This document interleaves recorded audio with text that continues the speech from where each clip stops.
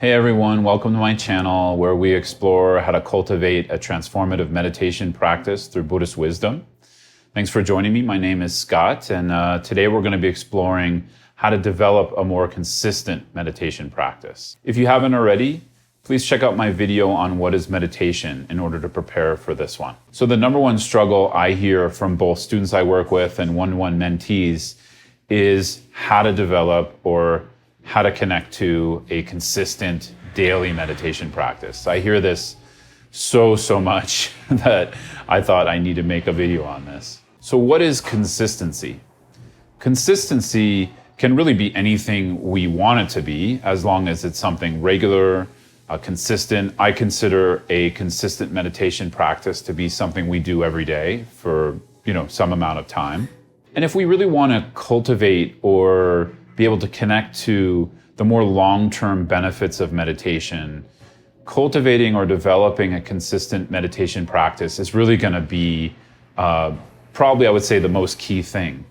Just like anything else we do in our life, if we want to learn how to play piano or become good at a sport or any kind of activity, we need to have some discipline in sort of how we're showing up to that, and also consistency. Otherwise, we're not going to grow in it. So I would say anything past just a very short-term benefit of meditation, like using the breath to regulate the nervous system or have a little bit more calmness in our day. Anything past that, we're going to need to be really looking at how to develop a consistent daily practice. So a daily practice can really look a lot of different ways. I recommend trying to fit meditation in the morning, preferably the first thing in the morning, as we're more likely to do it. It's also a wonderful way to start the day because it's a way we connect to our inner wisdom, intentions, as well as more beneficial mind states like loving kindness, compassion, basically how we want to serve in the world. So when we do this first thing in the morning, it really shapes our day. So the common blocks I see are, of course, time. A lot of us are really busy these days and have very little extra time. Sometimes it's a discipline problem where we're just having trouble getting disciplined to show up each day. Sometimes it's an importance issue where maybe we don't understand or value meditation that much, or it's kind of very low on the list of what's important to us in our day. Another common block is too much expectation around short-term goals when it comes to meditation. This also relates to, emotional things we bring, like fear of failure or not feeling worthy of sort of the results of meditation, or feeling like we're never going to get it or never going to be able to do it. And lastly, I see often a lot of confusion around the purpose of meditation, or I would say kind of like limiting purpose. And what I mean by this is within Buddhism, the intentions are quite vast, and so the purpose can become very vast.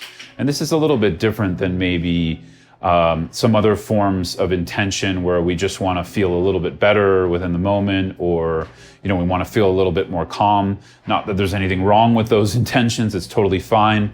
But with that kind of limited purpose, it also sometimes prevents us from developing more long-term or mid-term consistency. So I'd like to offer a few tips and tricks for working with some of these blocks. So we need to make the time to practice. We need to maybe think of our schedule for that week or for the next day and really plan in some time to practice. Like I said, I recommend setting aside some time in the morning, and you just plan to wake up a little bit earlier or reduce another activity in the morning so you're able to fit it in. Connected to this is kind of one of my core beliefs, which is that less is more when it comes to consistency. So what this means is that I recommend to my one-on-one mentees and students that actually we have a bare minimum for our practice, and that bare minimum, we make it a time frame that we can absolutely do, that there's really no excuse for, in the sense that, if we make that time frame 5 minutes, I think everybody has 5 minutes, or we make that time frame 10 minutes. Now, again, in order to get more longer term benefits of meditation, we're going to want to expand the time we're putting in each day. But nonetheless, we have a bare minimum, so we show up to that. So, if we have the excuse, I'm too busy today, most of us are never too busy for 5 or 10 minutes of meditation. So I recommend setting that aside. And then, of course, if you want to go longer, that's totally fine. Or if after a month, 2 months, 3 months, or 6 months, or a year, you want to develop the practice to be 20 minutes, 30 minutes, 45 minutes. But by that time, we're experiencing some more of the longer term benefits. And we also have enthusiasm for the practice, which is really important. And we kind of want to allow the time to expand based on enthusiasm, not based on, forcing ourselves into it, obviously. Another tip is to know the benefits. So, depending on how you are personally using meditation, if you're using it for more of a systems regulation or nervous system regulation, or just a daily practice to become more aware and present, you want to read about those benefits, right? You want to try to understand them more. Of course, on this channel, I'm going to try to talk about those more and more. But here, I'm mostly going to focus on some of the benefits from a Buddhist perspective. So from a Buddhist perspective, as I spoke about in my previous video, What is Meditation? We're really trying to get to know the mind and what produces dissatisfaction or suffering and what produces happiness. So that comes out of actually first strengthening awareness and then learning to look back at the mind or use that awareness to understand our thoughts, emotions, behaviors in a more experiential way. So the long-term benefits that come out of that are humongous.